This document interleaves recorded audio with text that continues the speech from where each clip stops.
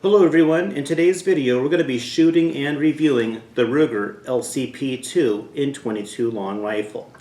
Now before we get very deep into the video, I want to tell you right up front that we're not going to spend 10 or 15 minutes reviewing every little feature and benefit of the pistol. Number one, that's already been done. And number two, it's been done by people that do it better than me.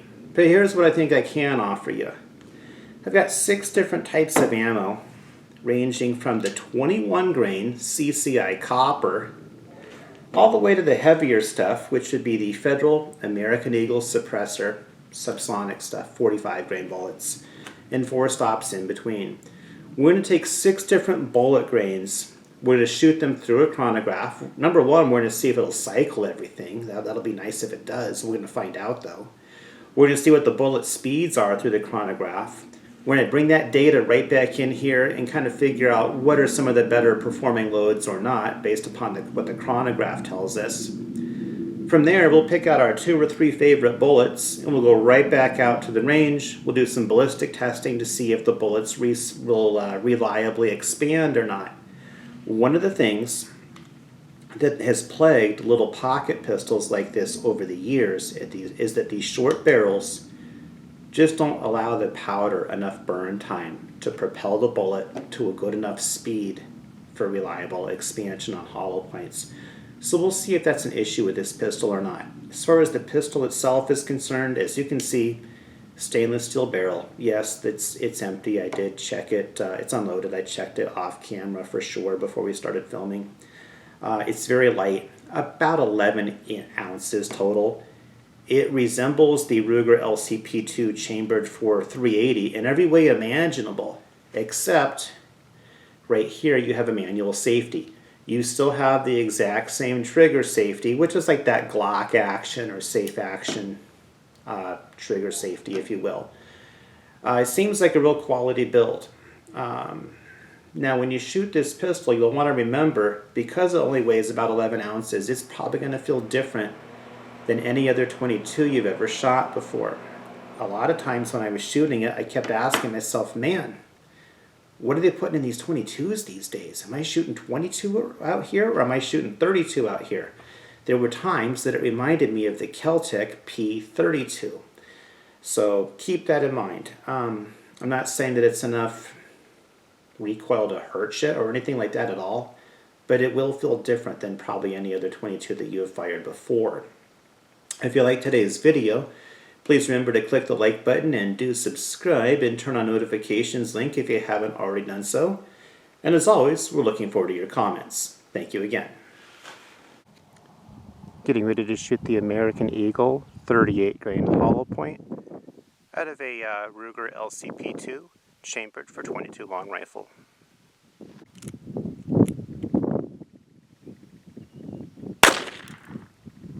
923, 923.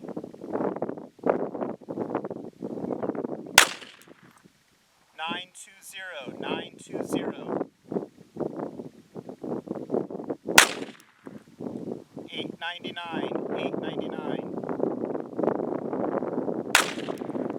922, 922. 936, 936. Getting ready to shoot the 40 grain CCI Velociter.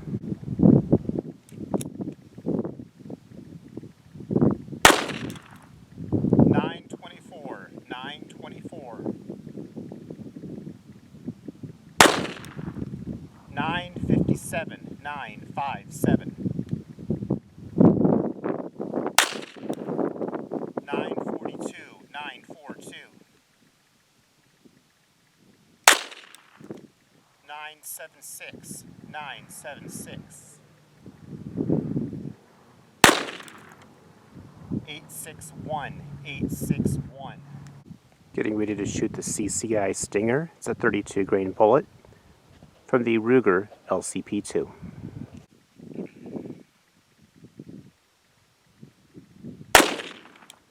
994, 994. 1048, 1048. 1050, 1050,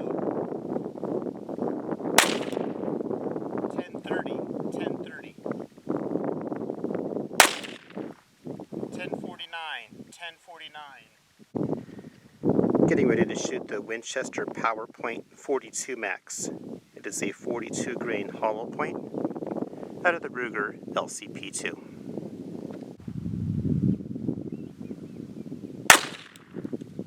$889, $889, $999, $999, $940, $940, $965, $965, $936, $936.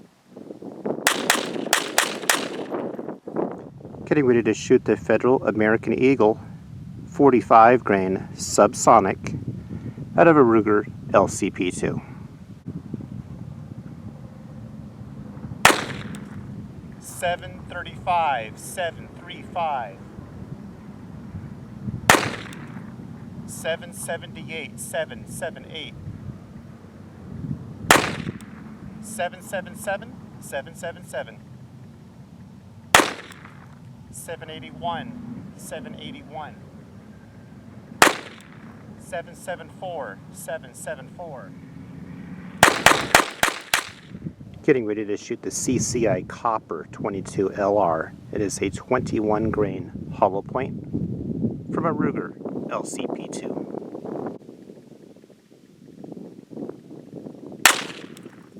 $1128, $1128,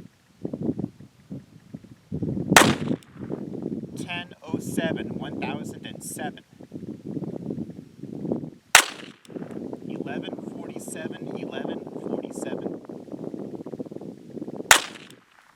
$1090, $1090.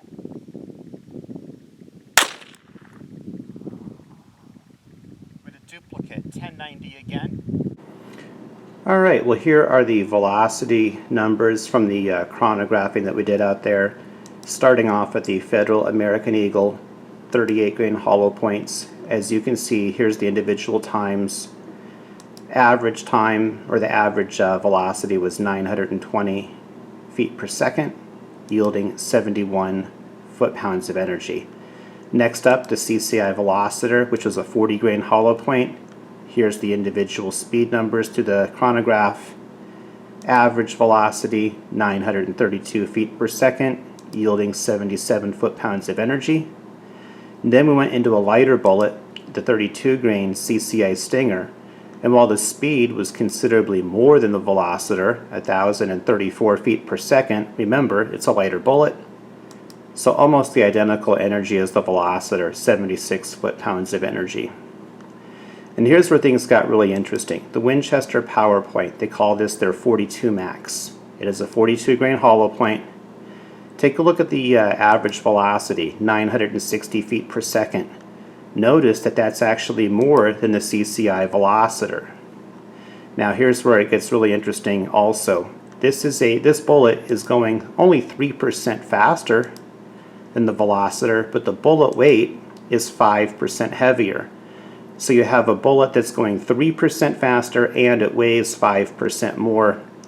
So that produces about 7.5 to 8% more energy at 83 foot-pounds of energy. Next up was the Federal American Eagle. These are the subsonic loads, the 45 grain round nose. Here are the chronograph numbers of each of the 5 shots. The average velocity, 769 feet per second, yielding 59 foot-pounds of energy. But again, I was just happy to see that they would cycle through the firearm. On the opposite end of the spectrum was the CCI Copper. This is only a 21 grain bullet. Here's the times. 1,092 feet per second was your average velocity, yielding 56 foot-pounds of energy. So for defensive purposes, I would say that the Velocitor, the Stinger, and the Winchester PowerPoint are going to be my final 3 choices. Let's go out and see if those hollow points open up or how they do. Getting ready to shoot the Winchester PowerPoint 42 Max 42 grain hollow point from the Ruger LCP II at a distance of about 7 or 8 feet.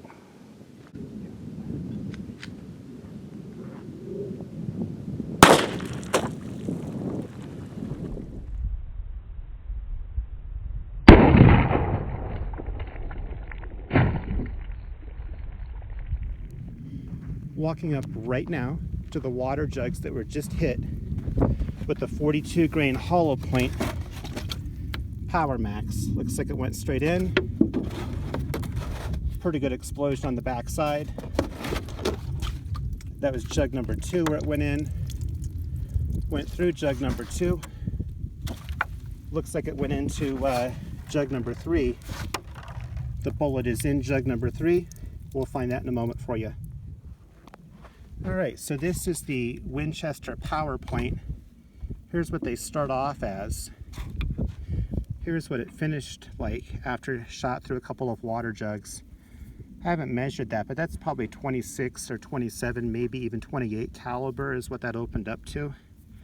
It's about the best expansion I've seen with a 22 long rifle in a long time, especially considering that it came out of such a short barrel. Getting ready to shoot the CCI Velociter to the Ruger LCP II.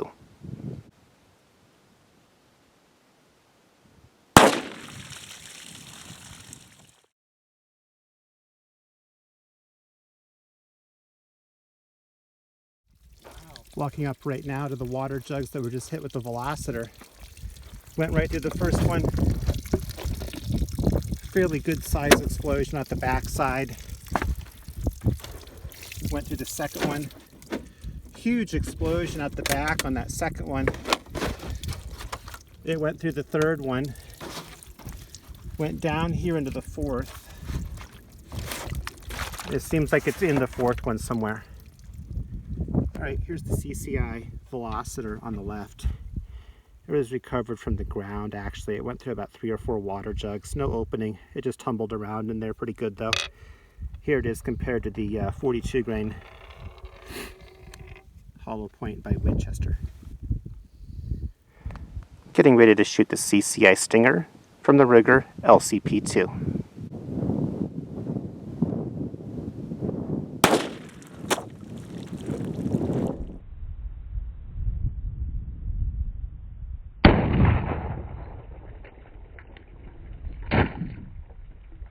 Walking up right now to the water jugs that were just hit with the Stinger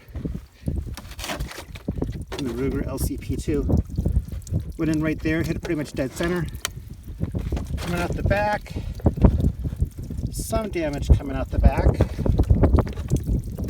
Went in right here.